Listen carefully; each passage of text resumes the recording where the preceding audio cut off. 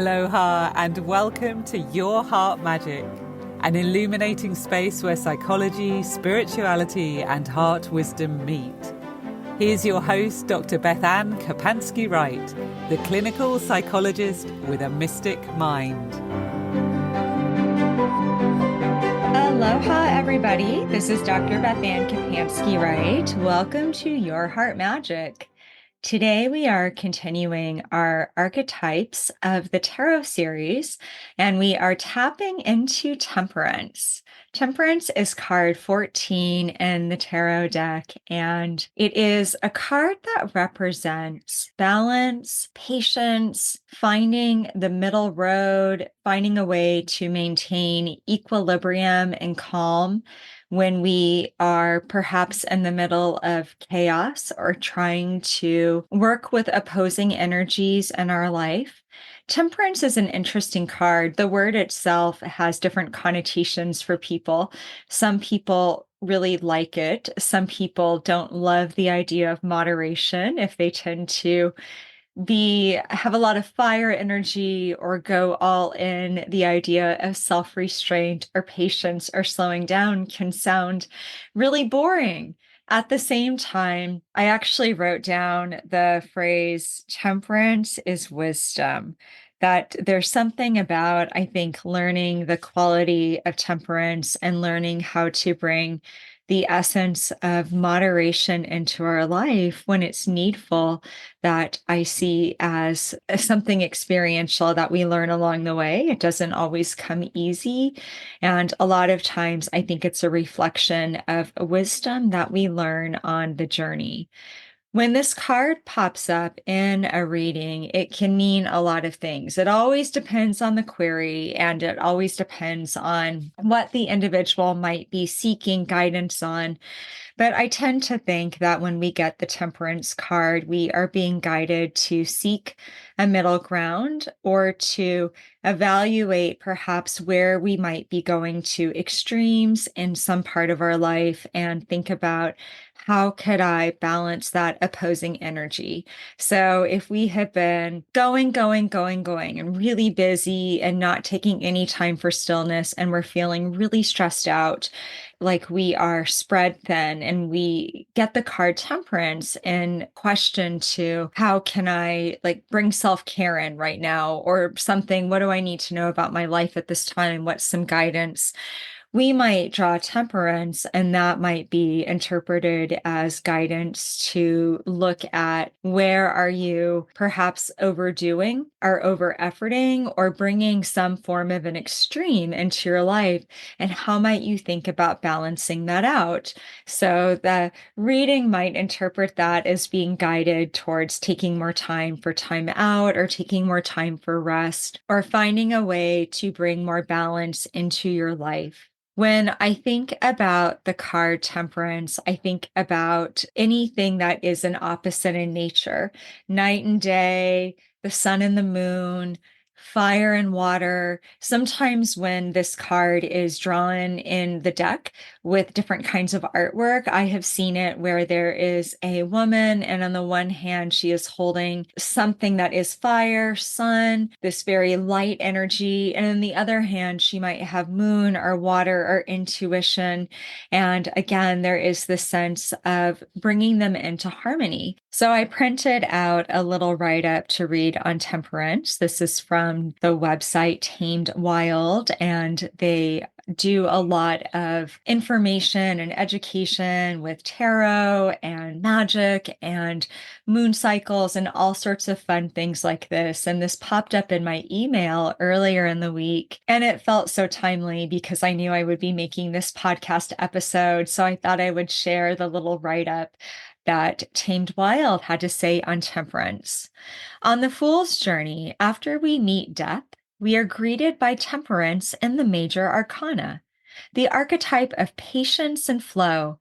Temperance arrives to remind us that sometimes things are out of our control. While it feels a bit scary to admit we cannot wield the wand, that is what we must do when Temperance is on our table. She is your stable inner strength, whispering to you that you can withstand the storm because you have strong roots. She reminds us to be patient, to stay calm, and to keep the peace. While others around you may find momentum with outward ambition, your current path is to hold steady and stay the course. Balance and harmony are the goal. Breathe in and breathe out. Small, steady steps are the only way to go where you are headed. Reversed, this card speaks to excess or lack of harmony and moderation. You are overdoing it and you need to rein it in. There is a blockage in the flow, so take a look around and see where your energy is out of balance. When temperance shows up on your table reversed, it is your sign from the universe that you need to readdress your approach and realign to gain stability. So that is a write-up from Tamed Wild, and I will put a link down in the resource section. They have some really great tools out there, and if you are enjoying learning about tarot and seeking more places for information, they have some great articles and they talk about it on a podcast they do. So they're a really fun resource. So bringing it back to how can we feel inspired to work with the archetype of temperance in our life, or what are some perspectives that temperance might have to offer us? And the first thing that I wrote down today as an idea to share was the phrase benign neutrality. This is a phrase that I often think about when I feel like I am in a space in life and I'm not exactly sure which way to go, or I feel like there's a lot of pressure going on, or there is conflicting energies around me, something that is creating tension or conflict, or some sense that I'm not in flow and that I'm needing to harness, or I'm working too hard, I'm overthinking, something like that. And I'm kind of questioning myself and saying, what's my best approach to life right now? And how am I going to navigate and work through the situation? And I often use the phrase benign neutrality when I think about just moving through something with peace and with ease. How can I flow like water today? How can I stay kindly neutral? How can I stay in a place like if I were a car and I were just to put my stick into neutral? How could I be like that? And I find this a very helpful perspective when I'm feeling overwhelmed, or like I said, in conflict or tension, or just there's too much going on and I'm not exactly sure what step to take or what direction to go in. So I often think about the idea that if we don't know, then we're probably not meant to do something big or to push ourselves in some way. We're also probably not meant to sit still and do absolutely nothing at all, especially if we are being called to show up and engage with events going on around us. And so when I think about benign neutrality, I think about just showing up and staying in flow and working with the energy the best I know how. I'm not resisting it. I'm not pushing against it. I am not trying to say this isn't happening. I'm in denial. At the same time, I'm not over efforting and I'm not pushing through, and I'm not trying to force my will or force my way or force an outcome or second guess what an outcome might be. So we neither resist nor do we persist with a sense of over efforting. It is just allowing ourselves to move through something with peace and ease. And that's a phrase I hear people say a lot in the spiritual community, like, may your path be blessed with peace and ease. May your day be peaceful and easeful. I love that as a blessing. I love that as a meditation. And when I think about peace and ease, the card Temperance is a beautiful card to reflect what those energies might look like. Because when we are in a space of temperance, when we are taking the middle road, not going to any extreme, but just staying in a space of calm equilibrium, I think we're much better able to access a space of staying peaceful and of staying easeful. And I really liked what it said in the Tamed Wild write-up. She reminds us to be patient, to stay calm, and to keep the peace.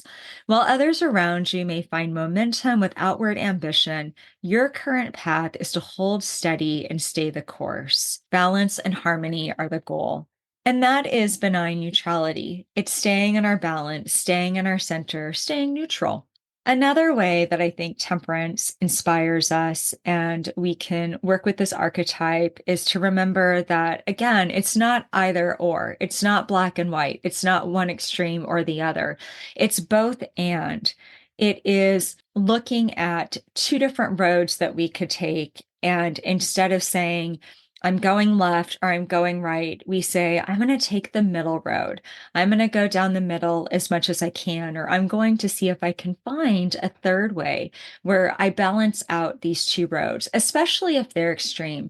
Now, I'm not talking about if we feel called to make a choice and we're at a crossroads and we know that we're being called into change in our life and that it's time to walk away from something or leave something behind or make a radical change where we do need to do something that has a little bit more of an extreme limit to it, where maybe we're setting a boundary or saying, I need to be done with this toxic relationship. It's no good for me. And I can't take a middle road where I keep it in my life and at the same time try and free myself from the toxic relationship. Those two things work against one another. We're not talking about something like that. This would not be a good use of, I think, the card temperance or this kind of interpretation that we're talking about. Now, what we might do, though, is make the choice to walk away. And instead of having the expectation for ourselves that, like, we've washed our hands of it, we just turned off our feelings and we're moving on to a free and clear future and leaving that bad relationship that was toxic behind us, we might understand that our emotions don't need to be either or, and that we are going to keep moving forward with grief in our heart and sorrow that we had to let go and had to leave it behind. We might choose to make space for the part of ourselves that didn't want to leave and wanted to stay and still feels really hooked into this relationship that we knew we needed to set a limit around, a boundary around, and walk away from. So we might look at it as emotional temperance and working with our emotions as opposed to external actions, temperance as a state of being. And temperance is something that we can create inside of ourselves through harnessing our emotions and realizing that it's not one thing or the other, it's either or.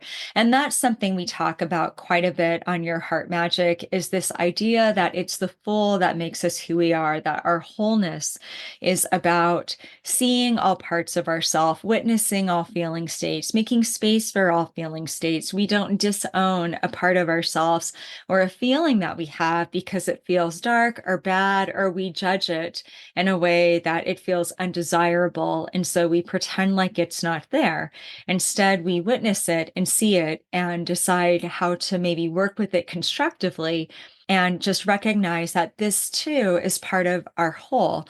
All that is dark and shabby and torn and in repair in us, and all that is light and bright and beautiful and seeking the higher road, all of that is part of our whole. And we allow those two things to temper one another so that we are able to learn from the full spectrum of our emotional state. So we actually talk about the idea of temperance all the time on this podcast, even if we're not using the word. But I think the temperance card beautifully embodies some of the principles that we've been working on collectively with this idea of seeing the whole of ourselves.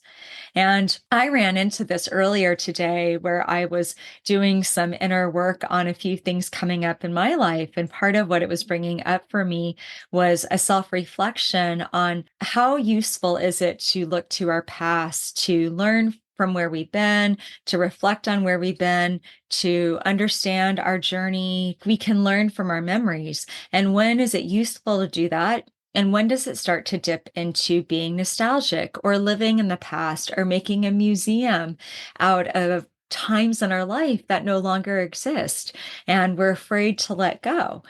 And then the other side of that is the idea of being like present focused and looking at finding joy in the present and saying, well, today is the day that I've been given. And so I want to seize the day and I want to make beauty in it.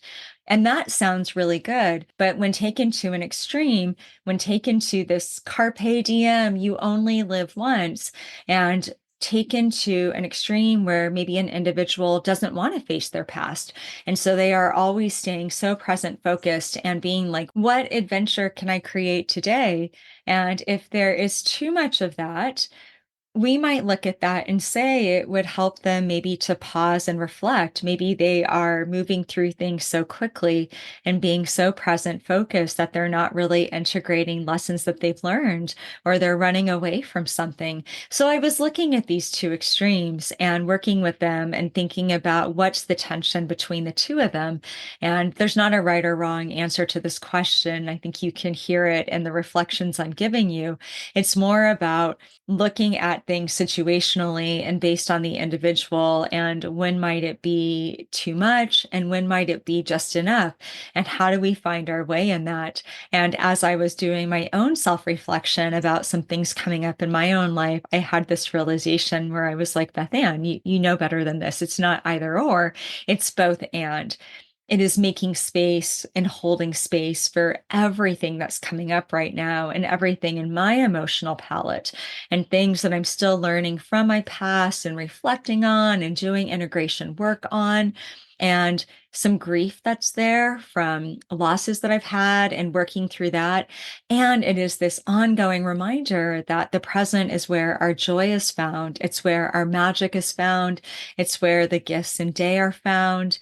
And really working with those two opposing opposites, those tension of opposites in my life, and thinking about how can I harness those to not only be present focused, but to be present focused with wisdom and with the knowledge of how my past informs me. So I feel supported and making good choices and maximizing my present and continuing to move into my future. So that was a beautiful example of how temperance was coming up for me today. And ultimately, temperance helps us define the limits of one extreme to another. So, like I said, a limit of how useful is it to reflect to the past? Well, there is a limit there. If somebody can't engage in the present, they can't find any joy right now, they are always saying the best days have passed and going back to better times in life and kind of living in there in their mind and building this museum and this home out of memories, and they're missing the joy in the present. We might say, that doesn't sound constructive. It sounds like they might be really missing out on the gifts of right now. And so when we think about this idea of the wisdom of, well, you do only live once. And if we're always in the past, we're missing the opportunity to create something wonderful in the present. We can work with those two things to see where the limitation of something is. And if somebody is always like, you only live once, and so they are thrill seeking and always traveling and moving from relationship to relationship, and that hashtag has almost become this like pat answer that they give anytime something hard comes up and they don't want to deal with it. And they say, well, you only live once, so I'm going to go chase this extreme or go chase this. They might smack into a limit of that where too much of that isn't really being present focused, because part of being present focused and living in the present is the ability to sit with ourselves and to just be at peace with whatever stuff we have, and to not run from what's coming up inside of us, but to find a way to accept it and work with it and know what to do with those themes and feelings and experiences so that we don't have so much emotional clutter that we can't be present focused. So when we look at balancing extremes, the gift in that is they can help define each other's limits. And if you're working with any extremes in your life, a beautiful way to figure out what your limits are is just to draw a spectrum in your journal. And whatever issue or topic you're working with, make a on the right side, what happens when it goes too far and it's not healthy, and like what's one extreme, and on the left side, write down the other. So if we were going to do the spectrum for when do we receive and sit still and wait and be patient, we might put on the side of that extreme that it is too much when we start to feel stuck or stagnant and we're terrified to even try anything new. And so we don't do anything at all. And we're really masking a fear of change. And on the other side of that extreme might be too much movement, and what happens when we're always efforting and moving and taking action and we don't know the quality of stillness or the gift of receptivity. And so on that side, we might put burnout, always trying to control things, always trying to do things, doesn't know how to slow down and just ride the wave of life.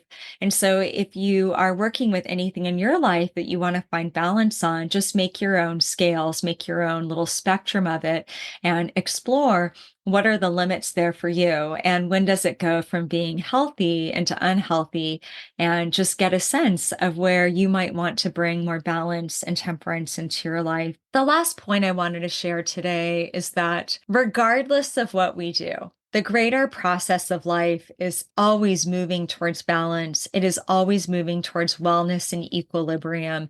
Life itself might be chaotic. It might be unpredictable. There might be a lot of energies and conflicting qualities and essences that we smack into on our human journey that seem like they are fighting against one another or pulling us in different directions. But if we observe nature, nature is always moving towards wholeness in some shape or form. And so when we observe the natural world and how it tries to heal itself, how ecosystems try and rebalance themselves, how if something's been destroyed, new life comes back and something often grows from there. We actually see this really beautiful principle where nature takes this middle road. And instead of doing an either or all the time, it always moves towards wellness. And in many systems, principles, systems themselves, family systems, couples, relationships, they move towards wellness. The universe is moving towards wholeness and wellness. And when we think about being under the umbrella of that greater energy, then I always have the reassurance that even if we are not doing such a good job at temperance in our own life, life will keep giving us opportunities to move us forward and try and move us into greater wholeness and bring balance in where we might need to slow down. Now, I often think it's easier when we can have the wisdom to recognize that we need to show some self-restraint or take a breath or balance things out. Because if it gets to the point where life is showing us the way, then sometimes we might not always like life's interventions. But I do think we can rest assured that no matter what we're doing, our life itself is moving towards wellness and our journey is moving towards wholeness. It's moving towards this middle road of learning how to work with opposing forces and opposing energies in our life. And so we can know that we can rest in the cradle of life's hand and just rest in the flow. So you don't have to overthink temperance. You don't have to overthink, how do I bring my life into greater balance? Come up with a few ideas and then let it go and live your life. And we can absolutely trust that life itself is moving towards a space of calmness and peace and equanimity. And it's moving towards temperance and helping us balance both our light and our dark, the sun and the moon, receptivity and action oriented, the divine masculine and the divine feminine, and what it is to be both a spiritual being and a human being, and working with all of these conflicting energies that seem like they counter one another. But really, if we can change our perspective and make space for them and realize that it's not either or, it's all of it. It's an and joins all of it. And so we can put all of it in a big giant circle, no matter how contradictory it seems, and know that that big giant circle represents the whole of who we are. And that giant circle is part of the greater circle and cycle of life. And that is the whole of all that is. And ultimately, all of that is just moving us towards love. All right. Thank you so much for joining me for this Archetype of the Tarot episode where we explored all things temperance. Next week, we have a Mental Health Toolbox episode, and we will be looking at some juicy topic having to do with our mental well-being. Until then, have an amazing week. Be well, be love, be you, and be magic. You've been listening to Your Heart Magic with Dr. BethAnne Wright. Tune in next week for a new episode to support and empower your light.